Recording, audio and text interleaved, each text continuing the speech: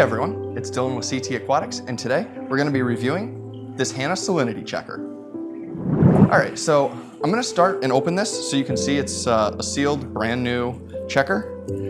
This is my personal favorite salinity checker that we use here at SeaTee Aquatics.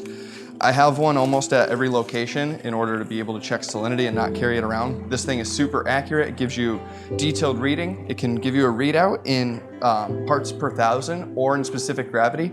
It also tells you the temperature. And again, it's super easy to use. So now I'll show you how to set it up. So inside, you'll find your salinity tester. And then underneath, you're gonna find calibration solution. So it comes with a few different kinds of calibration solution. So I'm just gonna put that down and I'm gonna start this. So to start, what you wanna do is find a coin or something to open the back. I think these tweezers, yep, will work. You just have to unscrew the back. It'll pop off. And then there's a battery inside and you'll want to pop the battery out if I can get it out. There we go. And there's a little piece of plastic, I don't know if you can see it, just covering the battery so that it's not making contact and burning the battery life beforehand. You're just gonna dump that out. And now you can pop the battery back in.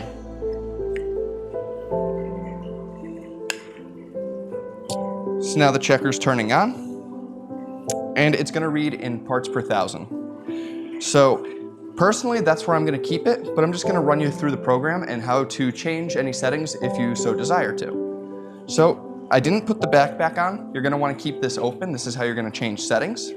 And you need a little pin. Let me find something real quick. That should be pointy enough. And there's a little black button, and you're just gonna press the button. When you press the button, it's gonna pop up and say unit, and you can press the calibrate button to cycle through.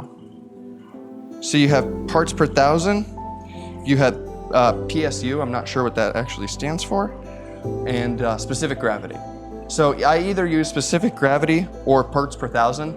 I find the parts per thousand to be a little bit more accurate, plus all my apexes are set to parts per thousand, so to keep things consistent, that's where I like to use it. Next, you'll press the power button and you're gonna cycle through to the next setting. So this setting is temperature. And again, you can cycle through the different temperature options using the calibration button. So right now it is set to Celsius, but if I press the button, it'll go to Fahrenheit. And those are the only two options, Fahrenheit and Celsius. So I'm gonna keep it in Fahrenheit. Then I'll press the power button one more time. And now it's gonna ask you for the auto off time.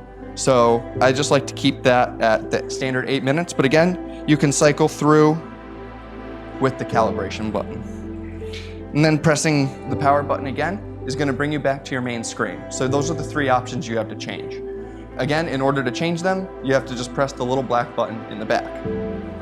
At this point, I'm now going to take my back cover.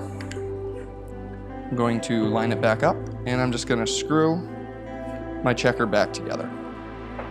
And now we're ready to use it.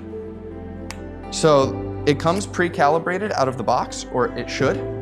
So now I should be able to just stick this into my water sample and I'll get a reading.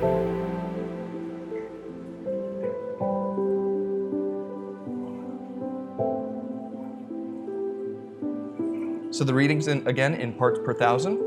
So I like to keep my salinity between 32 parts per thousand and 35 parts per thousand. It says that it's calibrated. I'm not so sure that it actually is because I know the salinity in this tank's a little bit higher. So now I'm gonna run you through the calibration process.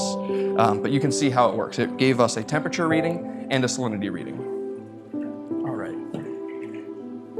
So to start the calibration process is simple. On the main screen, all you're gonna do is press calibrate.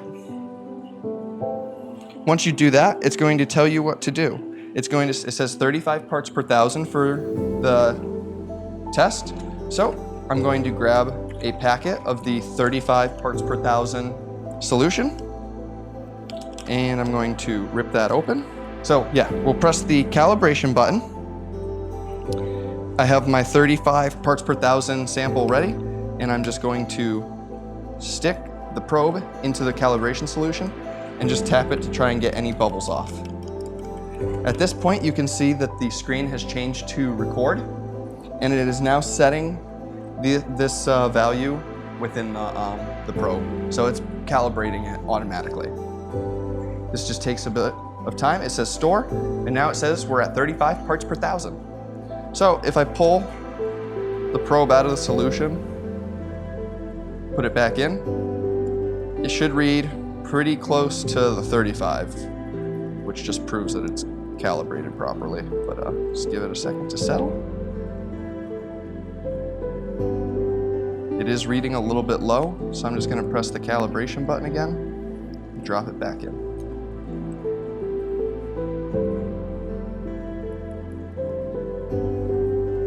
So I like to run through this usually once or twice depending on how accurate the calibration comes out. I just usually check it and recalibrate until it seems to be pretty stable. So again, it's recording the 35 parts per thousand, it's storing it, it says we're good. Pull it out, put it back in, and now it's reading much closer to the right value. So yes, okay, so now I'm gonna call that calibrated. So I'm gonna pull it out of the solution and I'm just gonna drop it back in here and see if it gives us the same reading as before or not.